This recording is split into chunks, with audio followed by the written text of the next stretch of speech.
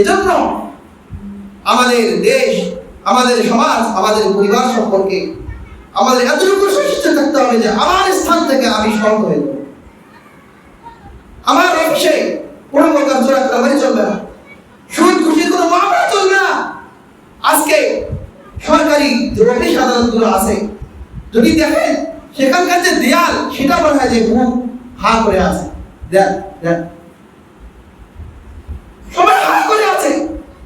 Driving licence করতে যান, গাড়ির লাইসেন্স করতে যান, সাধারণ বিষয়।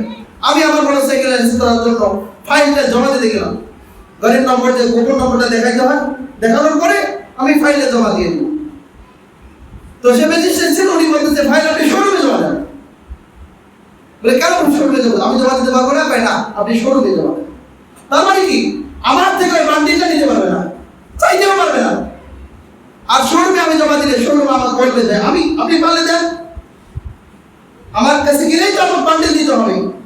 তার অতিরিক্ত 1,500 থেকে 2,000 টাকা আমাকে দিতে হলো এদের খুশি করার। না, আমরা হুজুর মানুষ, আমরা যেগুলো পারি না, আমাদের দিকগুলো যায় না, কিন্তু বাধ্য হয়ে এই জালেমদেরকে আমাদেরকে বসে প্রত্যেক ক্ষেত্রে তাদের দেয়ালগুলো যেন হা হয়ে আছে। এদের এতই টাকা দরকার, সরকার যে আপনাকে নিযুক্ত করেছে, সেখানে আপনি বেতন পান, এটা কি? এটা দিয়ে আপনি কি করেন? এদের কোনো দিন অভাব দূর হবে না, এদের সম্পদের পাহাড় হয়ে গেলেও যেন অভাব দূর হবে না। আল্লাহ তাআলা তাদের অন্তরকে কোনোদিন অভাব করতে পারবে না। এজন্য নিজের থেকেই সৎ হয়ে যায়, ভালো মানুষ হয়ে যায়। আল্লাহ তাআলা আমাদেরকে বুঝার তৌফিক দান করুন। আরেকটা হাদিস বলে শেষ করে দিচ্ছি।